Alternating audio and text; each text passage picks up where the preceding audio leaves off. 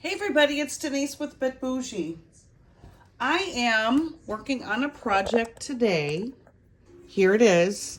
This is a beautiful piece of fabric that was brought to me just a few weeks ago from Thailand. I have it fused with a like a cotton fusible fleece.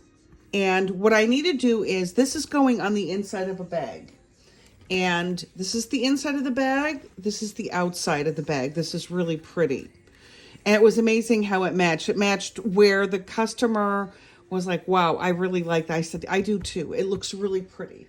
So now I want to, because it's so delicate, I'm going to go ahead and quilt this, but I'm not going to quilt it from this side. I'm going to quilt it from the other side. Okay.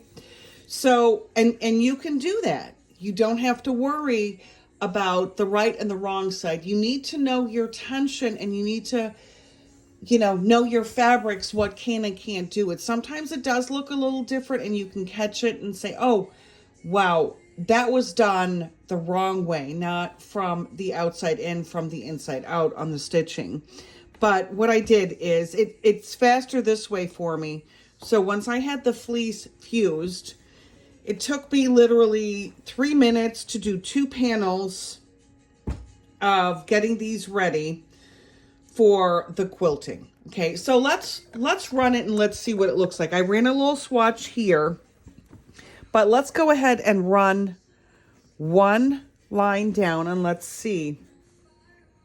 Now, what I've done is, the thread that's in the bobbin is white because I want the quilting to be white. Could I use a different color? Yes, I could. I could use a brown. I could use an orange. I don't have that many different colors. These are very specific colors. The white is going to look pretty because when she looks in, she's going to see it's quilted. It will be fine to my liking. This is all a preference thing. This is no right or wrong on this. You can do whatever you want. This is my choice. So let's go ahead and run a row.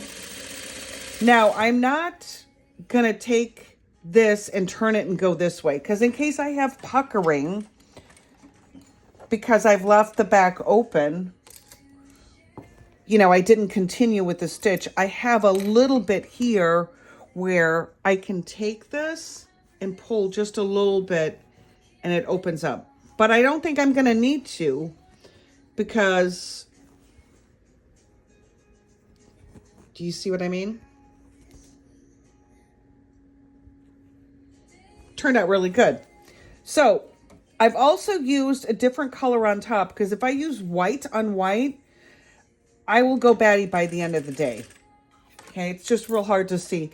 So what I'm doing is, I have a bobbin in and it's just about empty. I think I'll make it down to the very end of this row. I'm going to put another one in. Let me go ahead and tie this off. I'll show you what I'm doing. I put my bobbin right in there.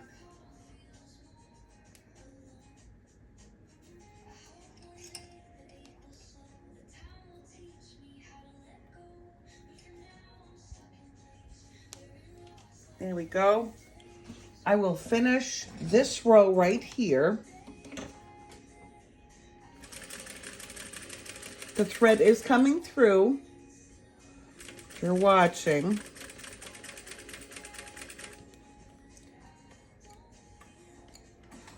Okay, so I'm going to pull this out, leave that there. Always leave a little bit of a tail. So let's go ahead. We are going to rethread. All I'm going to do is pull through. Boom. Rethreaded. What? 2 seconds? So that's rethreading your machine is the easiest thing. Don't ever pull out your thread and start all over again. Unless you really want to learn how to rethread your machine. I rethread my machine probably, here I'm doing this from the other side. I don't know. Yesterday, I must have rethreaded my machines 20, 25 different times because of just color switches. And I'm very, very crazy about making sure that the colors are right. I don't just use one color and for everything. It's got to look right. So that was my change. I've got my bobbin in there. And we are just gonna quilt this. I leave a little tail just in case you do have to pull, because if you pull this, your thread gets shorter. It's common sense. So what's nice is I'm getting rid of some bobbins at the same time. Let's run some crosswise so we can see what it looks like.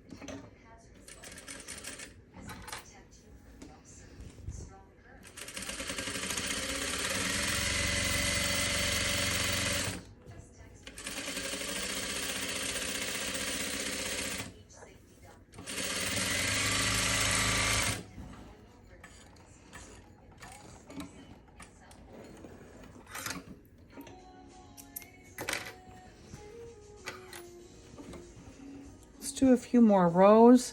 I have an organ needle in here, a size, let's see, what does it say, size 16. I've had this one in for a while. My organ needles stay pretty sharp, so I don't have to switch them out after every project. This is probably, I don't know, a few months I've had this needle in, and I use this machine almost every day. So let's do one more here.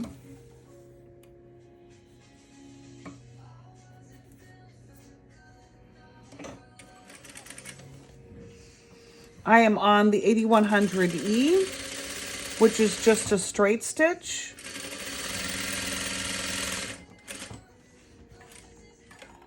I probably could have also used the Juki8100e, but I've got that one set up for a nice zigzag, so that I'm going to work on with some lizard material. So I'm not going to change the setting on that, because I would change the setting on that because this is more of a rayon, and I would want to change the needle and the stitch. Let's see, let's do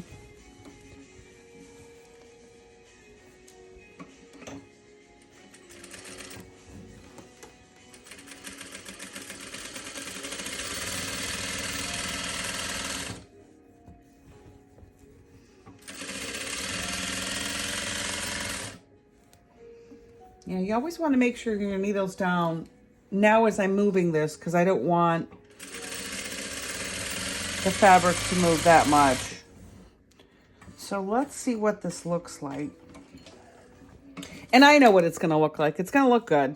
But I want to show you that you can do it from this way. Otherwise, you would drive yourself crazy from the other side. Maybe, maybe not. There's no right or wrong to this. This is just how I do it. So I just want to share with you. See, that's the underside. Okay. And this is what the outer side would look like. Now, I don't have, once this gets steamed and the pockets are going to match up with the crisscross, turned out pretty good. So this is what I'm doing now. I have 2 of these panels because this bag is going to get a regular pocket and it's going to get a hidden pocket. So I need 2 panels for this. And so that's what I'm working on today. So hang with me and let's see what it looks like when I get it finished.